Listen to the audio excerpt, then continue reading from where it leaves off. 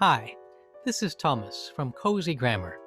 As we approach the new year, I wanted to share a poem from my book, The Safety of Edges, about the way that we not only look forward to what's coming, but also remember the past. This is called Pocket Watch.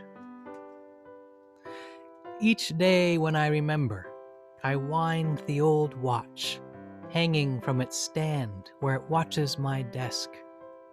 You told me you liked it, Grandpa remembered. Take it. You should have it. Lloyd fixed it last year. It runs well enough for its age. And it does. It stands at the edge of my mornings, running and still. If I listen, I can hear what he told me about life. Time passes faster than you think.